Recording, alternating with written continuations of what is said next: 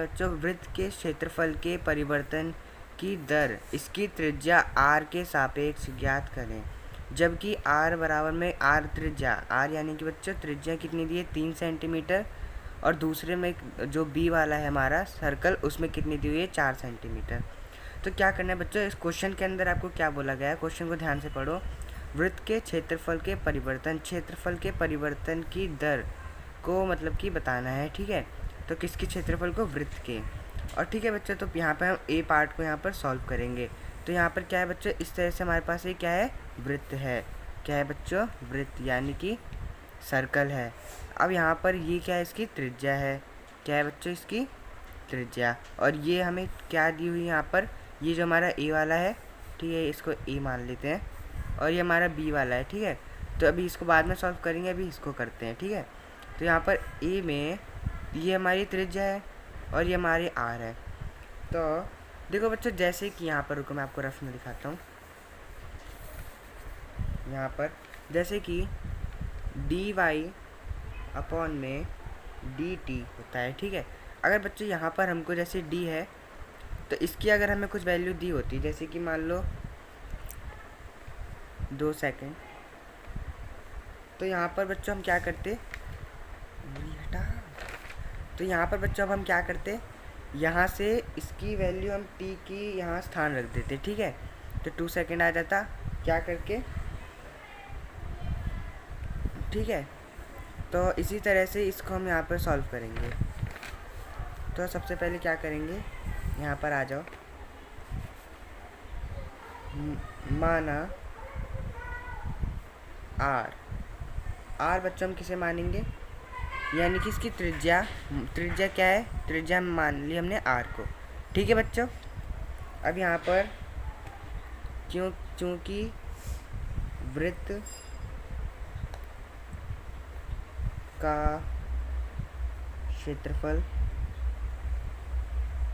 बच्चों वृत्त का क्षेत्रफल कितना होता है, यानी कि एरिया क्या होता है, पाई r स्क्वायर, ठीक है।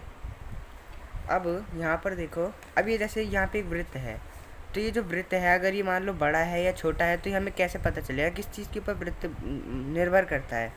देखो ये वृत्त, जैसे दो वृत्त है हमारे पास, ठीक है, एक ये गोला एक गोला है, इनमें से मान लो ये वाला छोटा है, ठीक है, और ये वाला बड़ा है, कैसे पता चलेगा, ये इसकी त्रिज्या है, ये इसकी त्रिज्या है। अगर इसकी त्रिज्या ज़्यादा है, इसकी त्रिज्या कम है, तो बच्चों ये वाला जो है बड़ा होगा, ये वाला छोटा होगा, ठीक है। अगर मान लो वहीं ये मीटर में है, ये सेंटीमीटर में है, तो ये वाला फिर बड़ा हो जाएगा।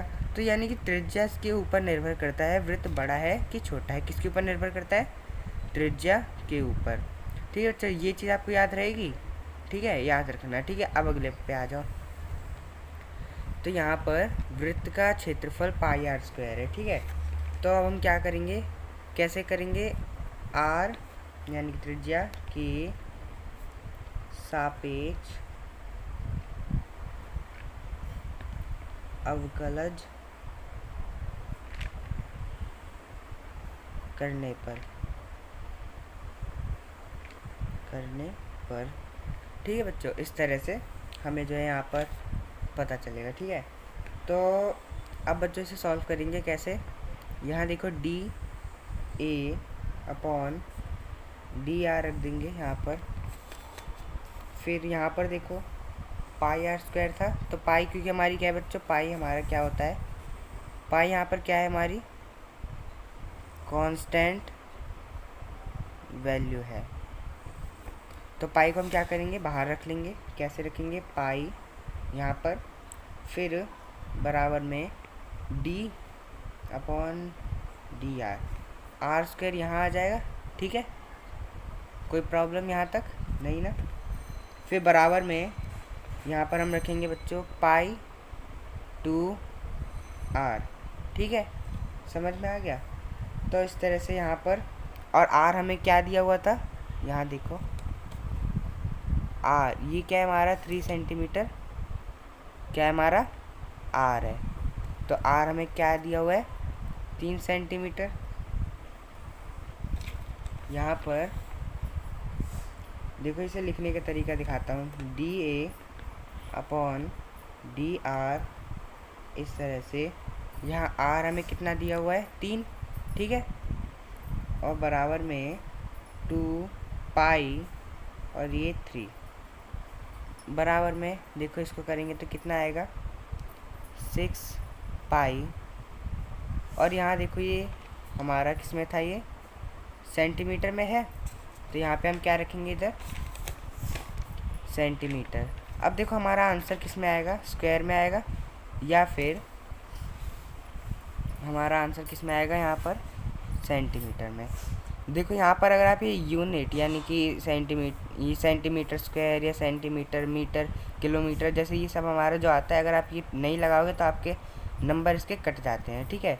तो ये आपका लगाना बहुत ज़्यादा ज़रूरी है, ठीक है। तो ये लगाया करो पेपर में, बहुत बच्चे इसको छोड़ के आ जाते हैं तो इसके भी नंबर कट जाते हैं, ठीक है। तो यहाँ पर 6 पाई सेंटीमीटर स्क्वायर सेंटीमीटर या, तो इस तरह से आपको जो है यहाँ पे फर्स्ट क्वेश्चन यहाँ पे सॉल्व हो चुका है। रुको मैं आपको एक बार पूरा दिखा देता हूँ, स्क्रीनशॉट खींच लेना इसका।